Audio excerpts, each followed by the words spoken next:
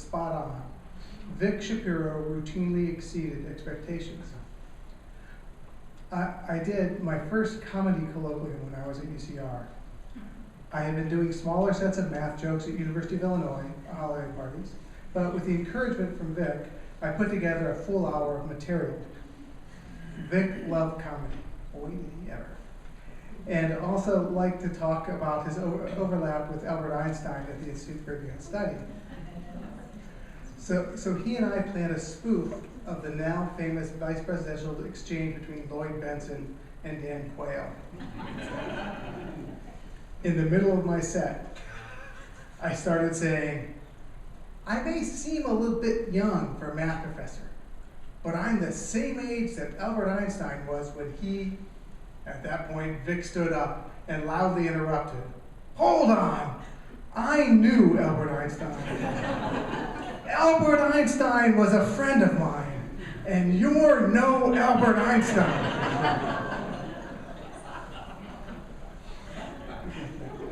Dan Bernstein from the Riverside Press Enterprise covered the talk in his column, and Vic's performance was so convincing, Bernstein thought he was a real heckler.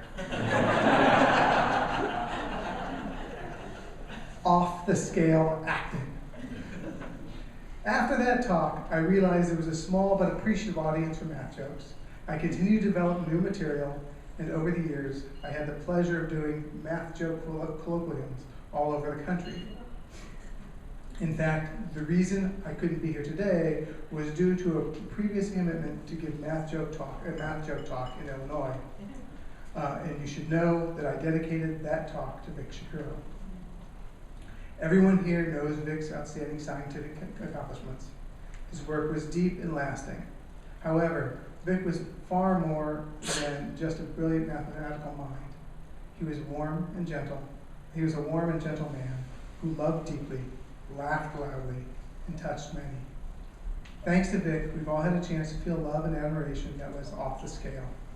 I'm proud to have known him and blessed to have had him as a mentor.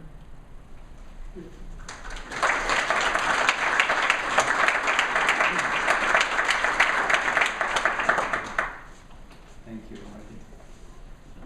And next is, I think, a very touching moment. Mrs. Patty Chalmers is going to read a poem by her husband, who is Professor Emeritus of Mathematics, Dr. Bruce Chalmers.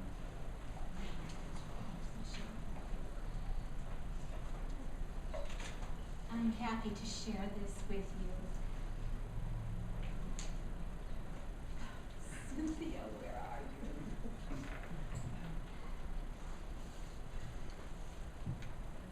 I didn't think I would do that. Anyway, Bruce wrote this several years ago when Victor retired, and he entitled his poem "An Ode to the Champ." I was asked to speak, and to this end, a certain perspective I'd like to lend, and on this occasion, especially to send a message of appreciation to my longtime friend. So let me begin with the very first day that I stepped off the elevator into Vic's way, in need of a friend, and I heard him say, "I'm Vic Shapiro, what have you to say?" Since that first meeting 3 decades ago, I came to learn that this was no show. His friendship was real.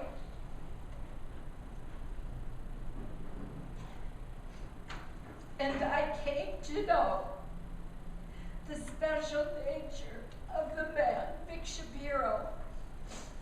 His zest for life has no bounds. Perhaps it was honed on battlegrounds. To all the dances, he makes the rounds. With flow, he swings to all the sounds. Great joy he takes in watching his pounds. as walking and thinking he avoids the hounds. A gaggle of students forever surrounds the calling of his graduates. It impressively resounds.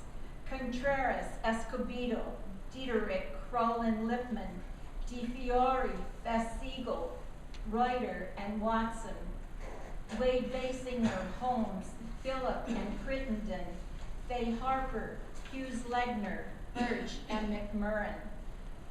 Though he works with sets of measure just zero and shares the spot with that other Shapiro, you know who defended the football hero? There's no mistaking our old Vic Shapiro. His terrific children are a source of great pride. Pam, Lori, Chuck, and Artie sit here at his side. Their wonderful families are all part of the tide that ebbs and flows in a life true and tried. And now before we close this verse, we've never known this man to curse. He sees the better and not the worse. He can literally order the universe.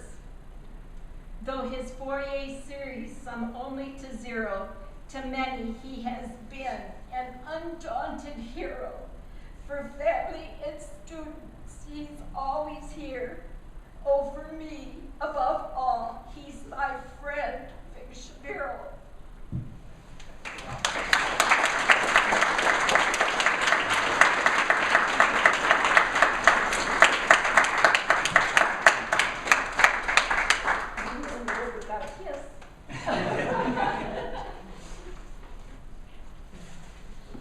Can I repeat? She's the only one who had a kiss. So I guess it is my turn now. So let me just take 1 second because I also need to record. I just want to say that once Bruce Chalmers' spirit will, shine through this poem. It was beautiful. Thank you. Bruce is here, but he literally has no voice right now.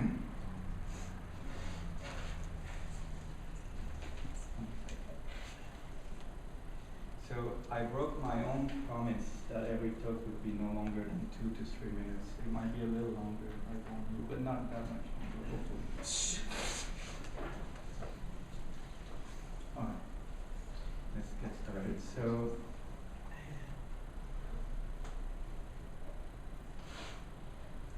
there are 2 parts, one informal part and a more formal part. One doesn't really know how much one loves someone until he or she has disappeared. For me, an example of this striking one happened 5 weeks ago when I got, when Arthur Shapiro called my home, and I was actually walking our new puppy in the garden, and I didn't get the call. But I went back to the breakfast table, and I saw my wife with here, and I sensed something. Well, I know her since long enough to sense things, and I sensed that she was different. And I asked her what was happening, and she didn't want to tell me. But after a few minutes, she relented and told me that Artie had called, and that Vic had passed away. And a cry, literally a shout. I said, "Oh no, not Vic!" And I walked upstairs in my office, in the house, and closed the door. And I did exactly what I did when I lost my mother a little over 8 years ago. She passed away of Alzheimer's. Actually, she passed away of a recurrent cancer, but she had Alzheimer's since 5 years. In any case, I closed the door. I cried for a long time, and I put on a CD of Jewish spiritual music. For those of you who know her, it was Betty Friedman, beautiful music, and it kind of appeased me. I stayed there for at least 2 hours. Victor Shapiro was born on October 16, 1924, in Chicago. My father, my own father, Serge Lapidus, was born exactly 2 months later, December 16, 1924, in Białystok, in Poland, or formerly Belarus.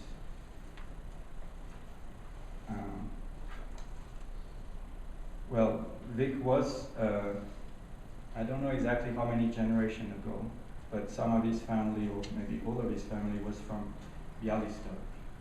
It just happened to be that way. And my father's entire family was from Białystok, except that there is nobody left. They all disappeared in the Holocaust, except for my father and his mother, who survived by a miracle. And today is Yom HaShoah, so I wanted to mention that. Yom HaShoah means Holocaust Day. Vic and my father only got to know each other a few times when my father and my mother visited us here. And the last time I think they saw each other was at my son's bar mitzvah, a little over 8 years ago. Mikael, my son, was here too. And my mother had already passed away. But Vic always, talking about Białystok, Vic always bragged about his good genes from Białystok. And he told me, you'll live until 90 and I'll live over 90 and 100. And he almost made it. He passed away at the age of 88. And he was intellectually in excellent shape and physically still very well. And I'm happy that he passed away in this manner. He had to suffer what Flo, his wife, did. Now let me move on to the more formal part. You see, people from the outside world often think that mathematicians have no emotions because they deal with numbers, figures, and abstract symbols all day. I hope that you now know that nothing could be further from the truth. Like all of us, mathematicians marvel in the beauty of nature, in simple but powerful things like the birth of one's own child, the love of one's own soulmate,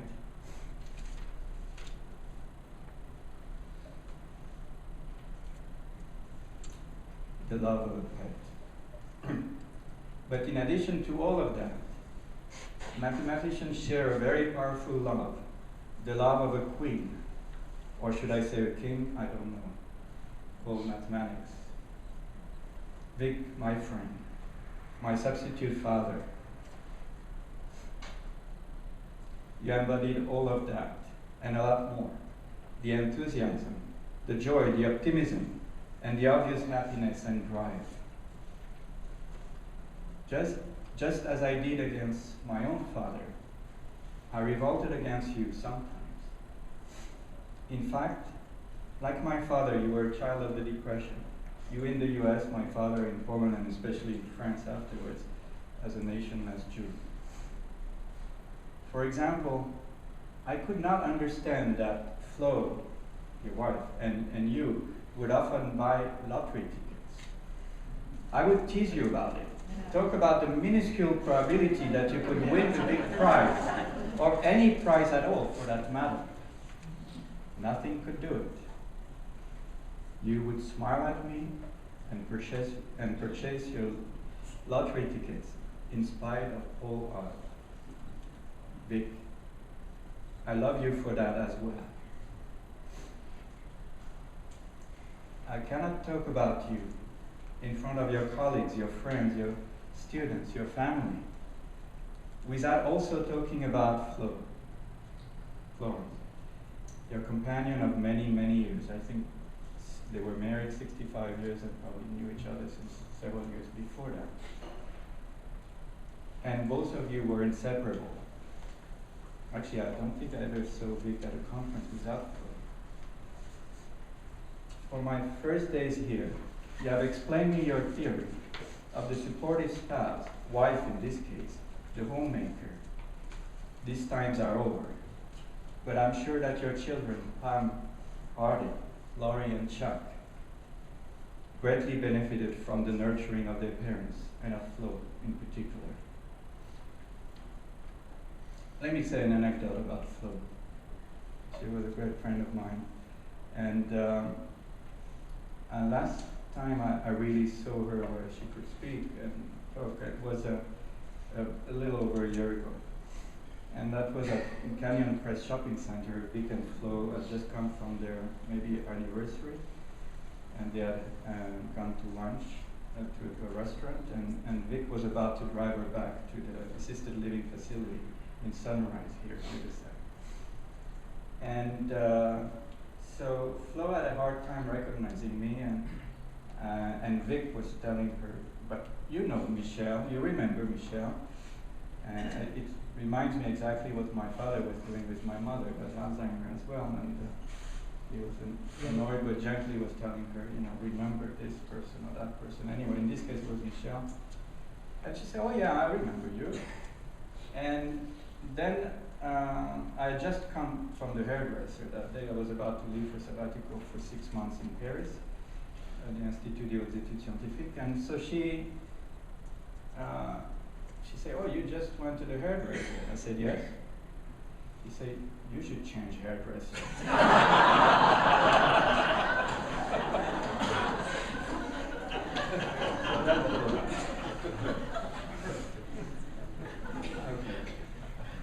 I do not really want to talk about mathematics today, although you would be the first one to tell me that this is very unusual.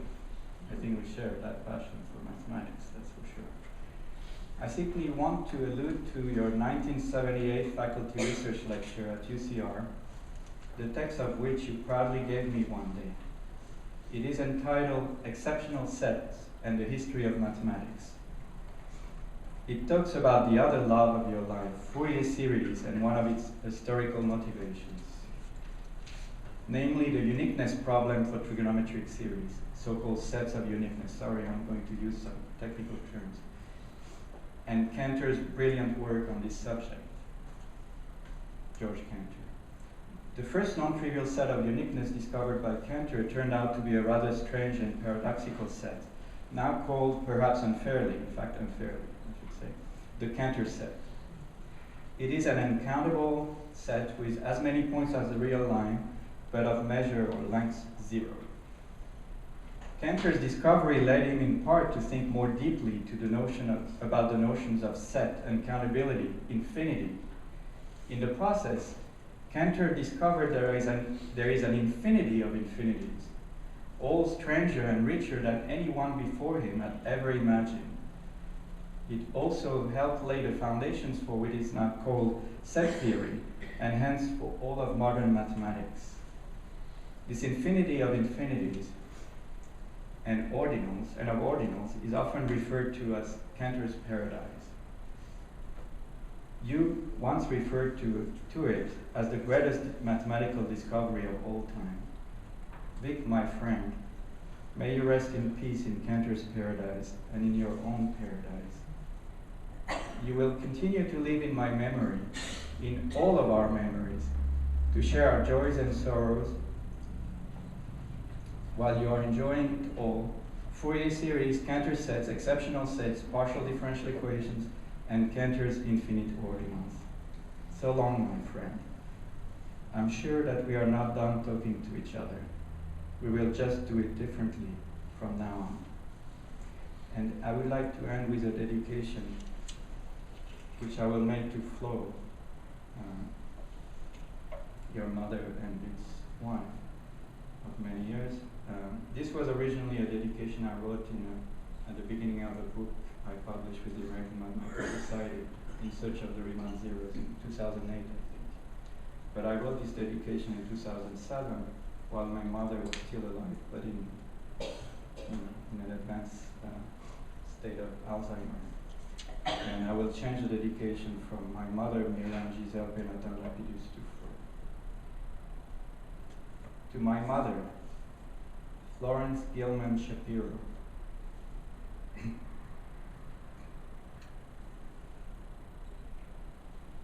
lost in the midst of a maddening fog. You gave us our life and soul.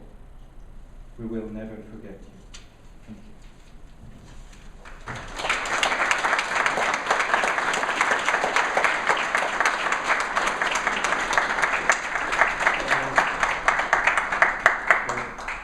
Now we will have a musical interlude. Is Jacob here? Yes. And Dr. Jacob Brinstein, who is Associate Professor of Mathematics here at UCR, has kindly offered to play the violin for us. And he will maybe tell us which piece of music he's playing.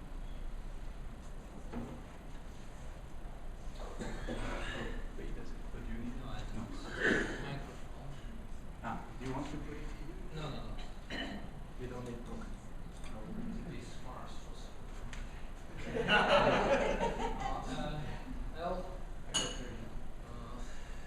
Came out with a very good word. And he was talking about Professor Shapiro. What was serenity? And now the word which I would like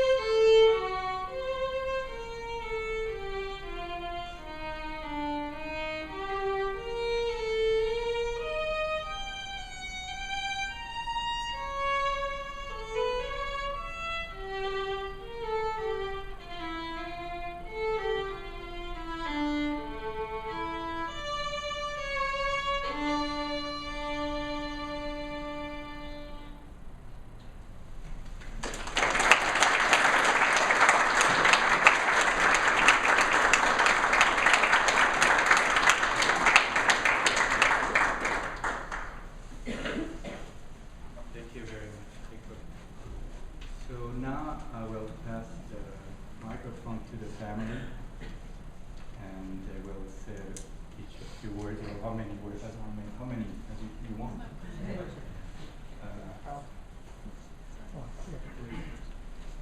I do not know in which order they speak. Thank you so much, Michelle. That's really wonderful what you have done for the effort and your wonderful introductions here. We have 5 family members who are going to talk, 2 grandchildren and 3 children. First, I'd like to start with Chuck's 14-year-old son, Simon Shapiro, who will start off with a brief statement.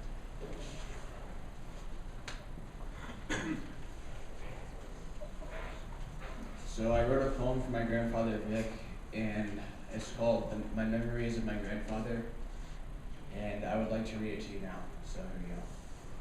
He treated my grandmother with so much love. He said she was truly a gift from above. He thoroughly enjoyed singing songs to his wife.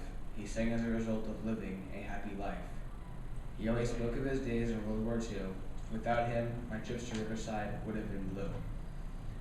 When I was with him, he would always take me shopping. He could recite many poems without pausing or stopping. He became physically slow, yet remained fast in the mind. His math research forever will help humankind. Grandpa Vic, you'll be missed, always loved and remembered.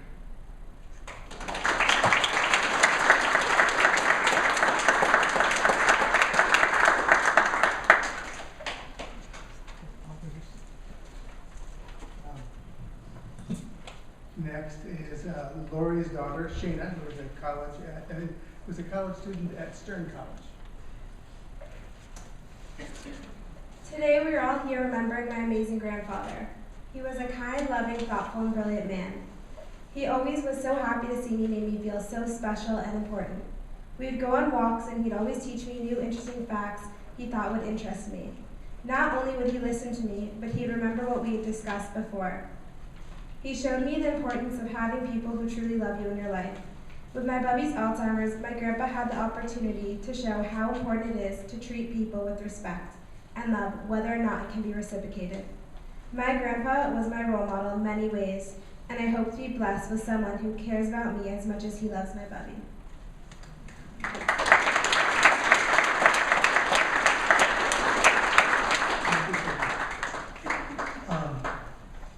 I'm next. Who are you? And I'm Artie Shapiro, Vic's 4th son. And it's hard for me to limit a talk about my dad to only 3 minutes. Child. What did I say? Fourth son. 4th child.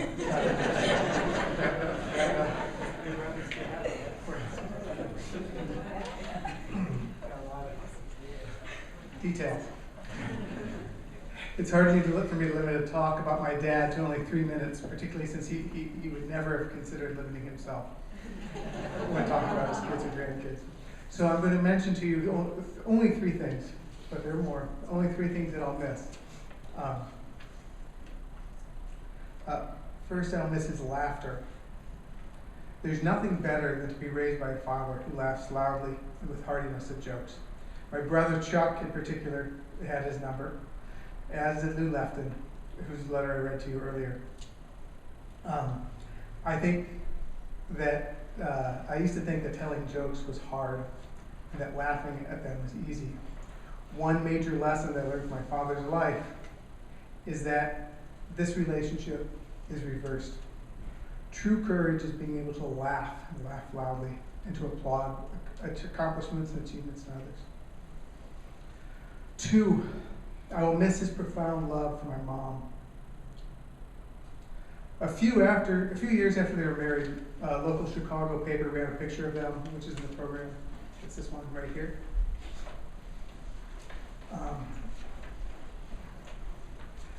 The caption for this picture is "The Marriage of the Minds," which is from Shakespeare's Sonnet 16. I would like to share the first 3 lines of that sonnet with you, since those lines are especially pertinent to my parents' relationship in later years.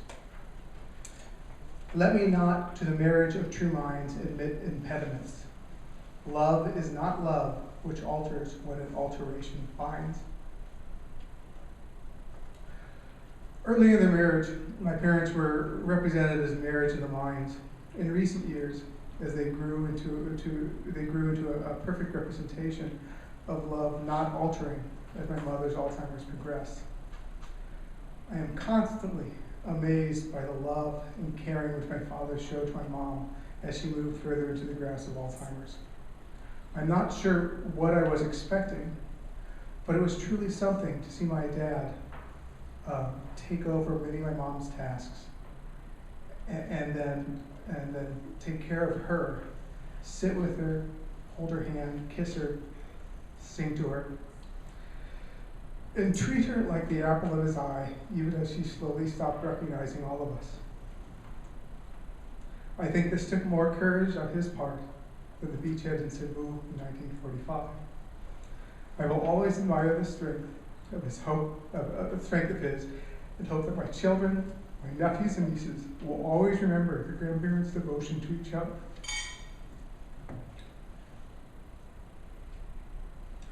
Three, what I'll miss most of all are the conversations with my dad.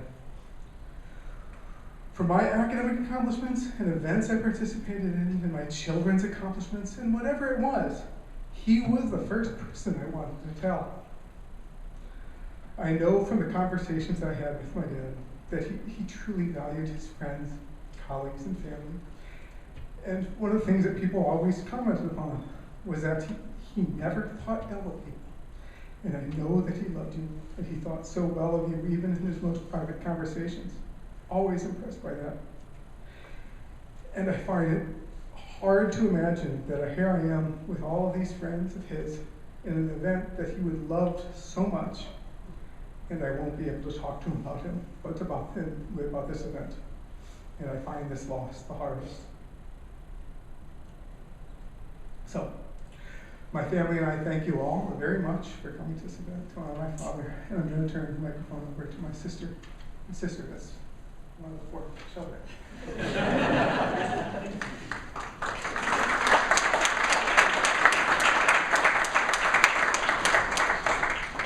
Thank you all for coming here to honor my father. My father gave me unconditional love. He was always there to support me and give me advice. He encouraged me to go back to school 7 years ago and earn my master's in Jewish studies and my chaplaincy degree. Even though he disliked hospitals and what I studied was as far as you can get from mathematics, he was proud of me for becoming a hospital chaplain and having a job that was helpful to other people. My father was moral and fair, and he and I often talked about how my siblings and I have different skills and interests.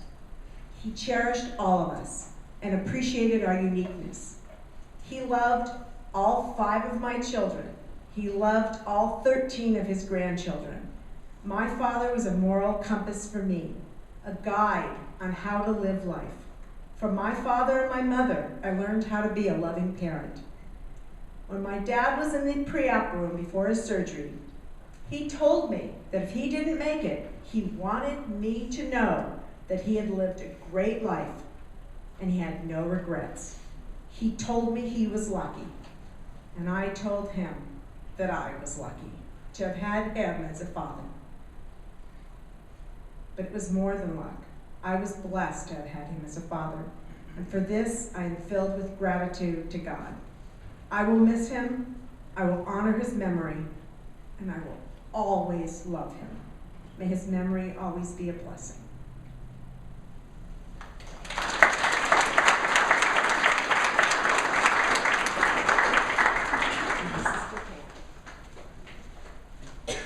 I'm Pam. I'm the one who was really great friends with Einstein. I really miss Dad. But I take consolation in knowing that he felt he had a satisfying and good life. And by remembering the many things he told me in his last week, such as, I am lucky to have done more than 3 times as much as most people have done. So I know he was satisfied with his life. And on behalf of my mom, I know she misses Dad's smiles and kisses And thank you, Dad, so much for taking care of her, especially these last years. Okay, thank you all for coming. And we're wondering if there's anybody else who wants to say anything. Are there any friends? I know we've heard from a lot of people.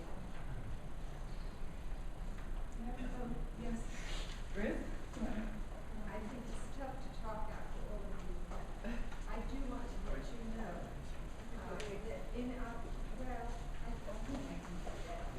Is anybody having trouble? Anyway, I'm Ruth Miller and had the pleasure and privilege of knowing Vic and Flo from the time they came to me. I thought it was 63, I was corrected, it was 64. But they were just an incredible couple, as we've heard before. But I just wanted to mention to you that in the synagogue, and we regularly go, and whenever he was there, and our rabbi, our new rabbi, wonderful rabbi, Suzanne Singer would say, does anyone have any simchas to share? And nobody said anything, and of course, Vic put up his hand, and the first thing he would talk about was his children, his grandchildren, and all of the nachas that they gave him. In case you don't know what nachas are, they're just joy from these things. He also talked about the math that he was involved with to the very end. And I know that our rabbi, when she saw him at the hospital, thought he was doing so well, and you know, but I do know too from Artie that he was with him at the very end, and he told him that he had a very good life, and that has been mentioned. And we were just so honored to have them part of our congregation. Thank you.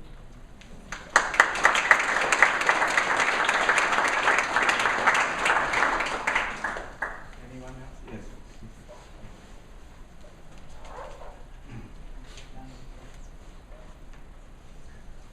Good afternoon. I'm Dr. Ron Burgo, and I didn't meet Vic in mathematics. I see by this brochure here that almost everybody on here was a mathematician. But I met Vic on the dance floor. And I can tell you that he and Flo just had a wonderful time.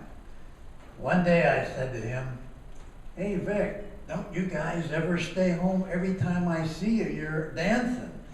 He said, you know, every time I see you, you're dancing. So, as far as the dancing goes, Blanca and I, my wife Blanca, we perform around, and he wanted to learn some new steps. So one day I said to him, hey Vic, where did you pick that up? That was a nice step. And he said, I picked it up from watching you. So, you know, here I am. He says, now what about that waltz business? So I said, well, the waltz is 1, 2, 3, 1, 2, 3. And the international waltz is 1, 2, and 3, 1, 2, and 3. And I said, then we'll have to get into the foxtrot. That's 1, 2, 3, 4. I'm trying to teach him how to do mathematics. Sometimes he would email me some papers he was working on. He said, say, Ron, I want you to review this. I said, Vic, I don't know what you're talking about. I said, what language is this? So anyway, he would do his dancing, and I'm telling you, the love that exuded between him and Flo was just fantastic. Now, he was a great human being. When he would talk to you, he would ask you about yourself. And it wasn't Vic Shapiro, it was you.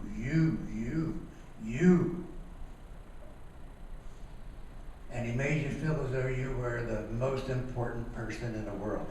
But to follow that up, when you met him the next time, he would remember what you told him. All those lies, all those things you mentioned, he remembered them. And he made you feel as though you were really wonderful and worthwhile. So Vic Shapiro, and thank God, did you see the picture up here of him posing with his son over there? It's a good thing UCR got him, because he would have made Superman down in the movies. But as far as I know Vic, I really love him. Known him for years.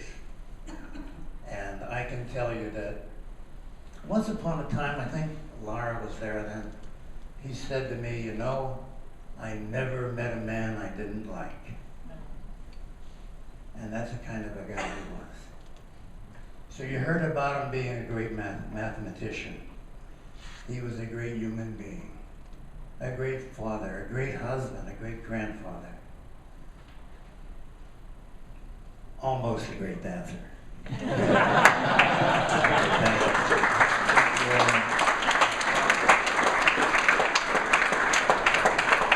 it's a fitting way to end unless there is somebody who's nervous to speak. But there is a lot of food here and some drinks, and we have. Oh, you want to say something? Well, let me just finish then what I was saying. After you go, we have the room until 7. I mean, not that you have to stay until 7 p.m. So, and we were told that nobody would be pushed out, even after 7. If you want to stay. I'm John Basinger. Dick Shapiro is my advisor. And when I was working for him, his initial instruction was, you'd like to do interpolation, why don't you look at chapter 10 in Zygmunt and do maybe use a Calderon-Zygmunt kernel. So I tried that for a year and I couldn't go anywhere. And then one day I said, I can work this with the double Hilbert transform. He says, oh, okay. And in 3 months I had everything done. And then he wanted me to lecture to him. So once a week for a quarter I lectured to him so he understood exactly what I was doing. And finally he says, yep, you're done. And I went, oh, good. And I had to have my orals. And 3 days before the orals, he said, I read your dissertation again, and I'm 90% sure it's correct. And I said, okay. And the next day I saw him, he said, I read it again last night, I'm 95% sure it's correct. And then he read it the day of the orals, and he was 98 or 99% thought it was correct. And I had my orals, and you have somebody from out of, not a mathematician there, and some of the other faculty. And I talked for an hour, and I was very comfortable with my dissertation. And so everybody got up and left except Vic, and we kept going for another 45 minutes. And then finally he stood up and it's good reading. Put out his hand and said, congratulations. And then I saw him the next day and he said, I read your dissertation again. And I'm 99.9%. And so I took part of it and sent it off for publication, and it came back with one little error. End of one sentence, one equation had to have for n sufficiently large. And but I felt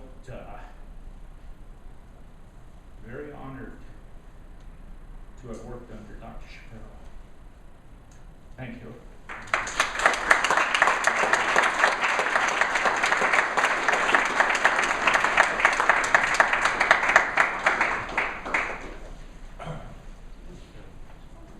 Please introduce yourself.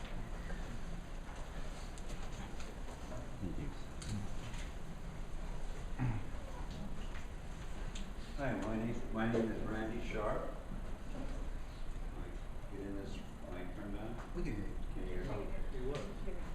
And Closer. and I had the privilege to meet Vic when I was 13 years old. He was my neighbor across the street, and the gentleman who got up and talked about the way that he danced and with flow and the kind of friend he was, gave a very accurate account of the way that man was. He was a very gentle spirit. He was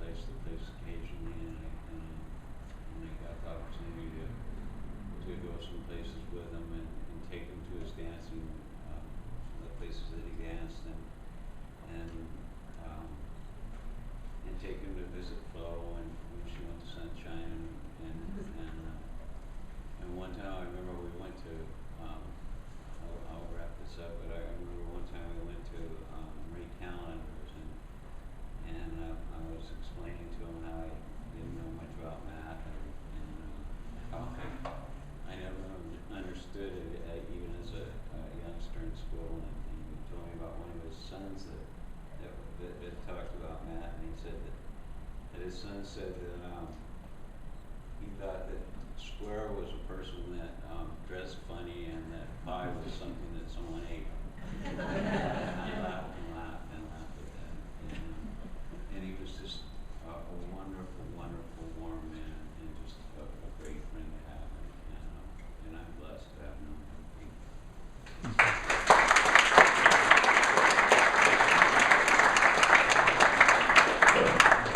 I don't see any hands, so please, feel free to stay if you wish to, and enjoy the food along yourself. Thank you very much for having me.